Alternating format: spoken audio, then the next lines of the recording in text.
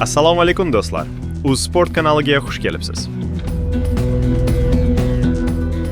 25-iyul kuni UFC turniri Birlashgan Arab Amirliklarining Abu Dabi shahridagi mashhur Etihad arenada bo'lib o'tadi. Ushbu oqshomda o'zbekistonlik jangchi Ramazon Temirov avstraliyalik Stiv Ersegga qarshi oktagonga chiqadi. Ramazon Temirov hozir UFCdagi eng xavfli yangi jangchilardan biri hisoblanmoqda. Uning professional rekordi 19 ta g'alaba va 3 ta mag'lubiyat. UFCda esa Temirov hozirgacha 2 ta jang o'tkazdi va ikkala jangda ham g'alaba qozondi. Oxirgi jangida Ramazon tajribali Charles Johnsonni hakamlar qarori orqali mag'lub etdi. Undan oldingi jangda esa CJ Vergarani birinchi raundning o'zidayoq texnik nokaut bilan yenggan edi.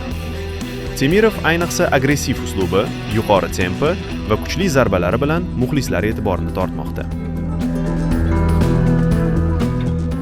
Stiv Erseg esa UFCda katta tajribaga ega jangchi hisoblanadi.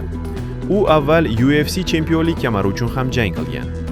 Ersegning professional rekordi 14 ta g'alaba va 4 ta mag'lubiyat.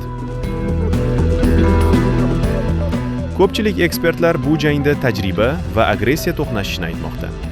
Agar Temirov jangni yuqori tempda olib bora olsa, u UFCda katta sensatsiya qilishi mumkin. Ammo Ersegning tajribasi ham bu jangda juda katta rol o'ynashi mumkin. Sizningcha bu jangda kim g'alaba qozonadi?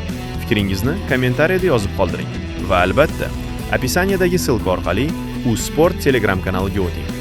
U yerda UFC janglarining jonli efiri, tezkor yangiliklar va katta MMA muhokamalari sizni kutmoqda.